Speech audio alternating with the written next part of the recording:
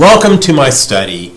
Thomas Jefferson said that to compel a man to furnish funds for the propagation of ideas he believes and disbelieves and abhors is sinful and tyrannical. And you know, the Republican Party platform seems to agree with President Jefferson and says we oppose using tax dollars to hire lobbyists or pay dues to associations that lobby the legislature. Well, this week, a little governmental entity in Montgomery County, Texas, decided to play the game of taxpayer-funded lobbying when they hired two lobbying firms at the rate of $10,000 per month to lobby for them. They're called the Lone Star Groundwater Conservation District.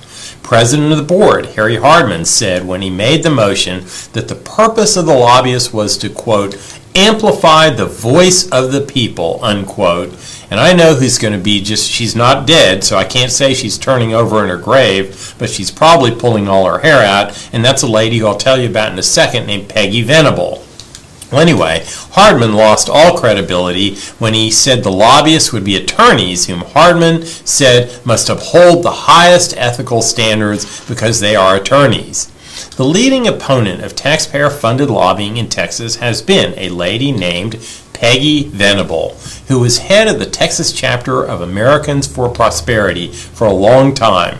When Williamson County's government hired taxpayer-funded lobbyists, Peggy pointed out that the elected officials who wanted their own pet lobbyists already had plenty of representation in the Texas legislature. In Montgomery County, there are 3 state representatives and 3 state senators. We already pay for them. We pay for their staffs. We pay for all of their trips back and forth to Austin. They live and work in Montgomery County. We pay for their offices in Montgomery County. They are very accessible, and all 6 of them have voted to ban taxpayer-funded lobbying in the past.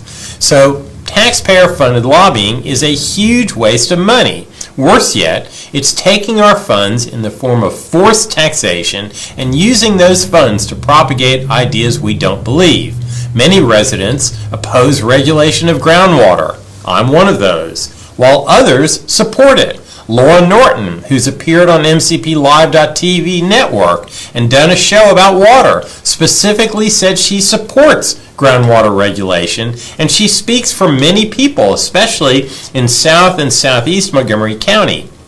Many residents want the district to have to regulate and prevent ground subsidence, while many oppose that idea. Many residents want to emphasize the sale of surface water over groundwater, while others support groundwater production over surface water use. How can this little district then be in a position where they are forcing many Montgomery County citizens to furnish funds for the propagation of ideas they disbelieve and abhor?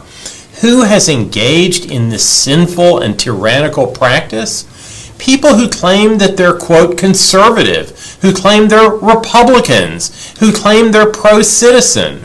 Their actions speak a whole lot louder than their words. We're going to take a short break, and I'll be right back.